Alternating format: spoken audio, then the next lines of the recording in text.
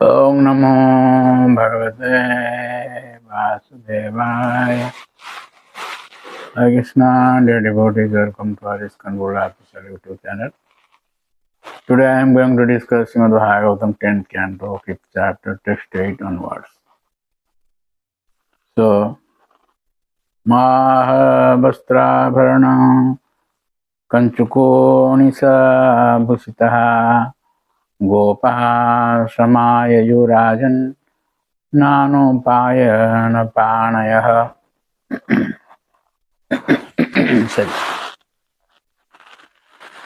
And O King Parikshit, the cowherd men dressed very opulently with valuable ornaments and garments, such as coats and turbans, decorated in this way and carrying various presentations in their hands, they approached the house of Nanda Maharaj. So Srila Prabhupada Maharaj in the purport says that when we consider the past condition of the agriculturist in the village, we can see how opulent he was, simply because of agricultural product produce and protection of cows. At the present, however, agriculture having been neglected and cow protection given up, the agriculturist is suffering pitiably and is dressed in a niggardly and torn cloth. That is the distinction between the India of history and the India of the present day.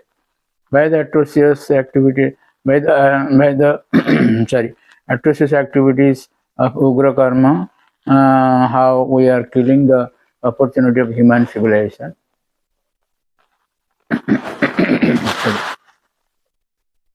So, Jiva Goswami in Lokhu Vaishnava says, the 7 verses show that all of Gokula had the highest attraction for Nanda and Jasoda. After performing auspicious acts in their houses, some means auspicious activities in their houses, such as cleaning and sprinkling with water, they came Ayayu to Nanda's house. The description of the cowherds indicates that their great joy. They dressed in cloth and ornaments kept carefully in their houses because they were so valuable. They had valuable jewels in their hands, which they would offer to Nanda. Sukadeva addresses Parikshit, O king. Another meaning of Rajan is one who signs Raj with great prema.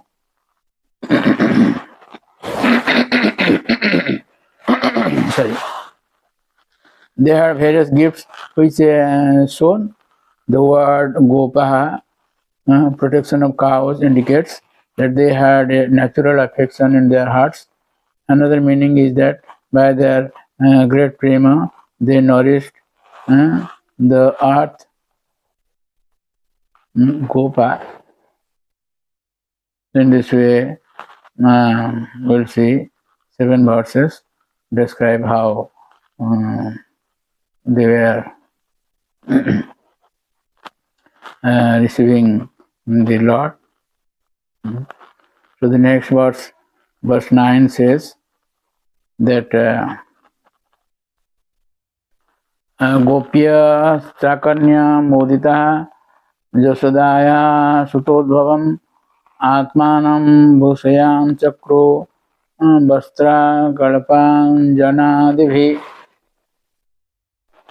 That means the Gopi wives of the cowherd men were very pleased to hear that Mother Jasoda had given birth to a son, and they began to decorate themselves very nicely with proper dresses, ornaments, black ointment for the eyes, and so on.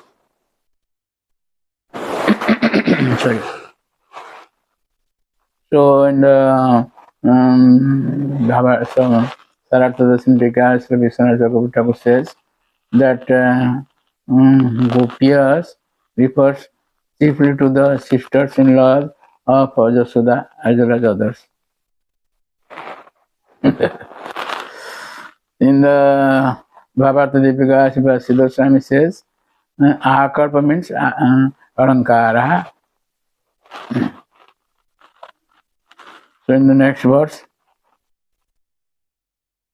Srila Jiva Goswami Laghu Vaishnava Dosani says that the women included the wives of Nanda's brothers.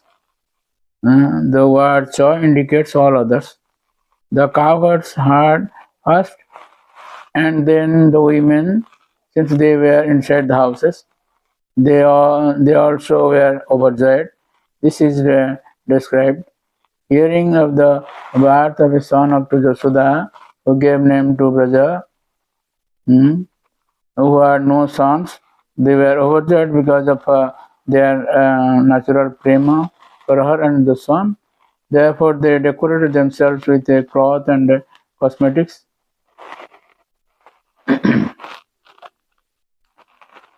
So, verse 10, he said that Nava Kunkuma Kinjalka Mukha Pankaja Bhuteha Balibhi Tvaritam Jagmo Pruthu Sonia Chalat Putaha. Their lotus-like faces, extraordinarily beautiful, being decorated with saffron and newly grown kunkuma, the wives of the cowherd men hurried to the house of Mother Josoda with presentation in their hands. Because of natural beauty, the wives had full hips and full breasts, which moved as they hurried along. Sukadeva Goswami's nice presentation. The Prabhupada Maharaj in the purport says that the cowherd men and women in the villages lived a very natural life, and the women developed a natural feminine beauty with full hips and breasts. Because women in modern civilization do not live naturally, their hips and breasts do not develop their natural fullness. Because of artificial living, women have lost their natural beauty, although they claim to be independent and advanced in material civilization. This description of the village women gives a clear example of the contrast between the naturally and the artificial life of a condemned society, such as that of Western countries, where topless, bottomless beauty may be easily purchased in clubs and shops and for public advertisements. The word Balibhi indicates that the women were carrying gold coins, jewel necklaces, nice clothes, newly grown grass, sandalwood pulp, flower garlands, and similar offerings in their plates made of gold. Such offerings are called bali. The words Tvaritam Jagmo indicate how happy the village women were to understand that Mother Jasoda had given birth to a wonderful child known as Krishna. So, Srila Vishwanath Chakravarti Thakur in Sarartha Dasantika says that the lotus faces of the gopis were splendid with new kumkum powder. Balivi indicates putting gold coins to jewel necklaces, expensive cloth, fruits such as coconut, rice, durbagas, sandalwood, and garlands on a gold tray covered with a golden cloth and holding it in their left hand. Though the Brajagopis had heavy hips, they moved quickly because of joy and enthusiasm to see baby Krishna. Siddhar Swami in Bhavarta Deepika says, Navakunkuma Kinjalkai Mukha Pangajesu Bhuti Sri Jasamta. They are described by Sri Vishwanath Chakravarti Thakur. So, sorry. Jiva Goswami in Kamasandava says, their faces were beautiful because of the fresh kunkuma made of saffron and their great joy. They came with gifts. And in Laghu Vaishnava Dosani, he says that their faces were beautiful because of their fresh kunkuma made of saffron. Their faces actually became beautiful because of their great anuraga.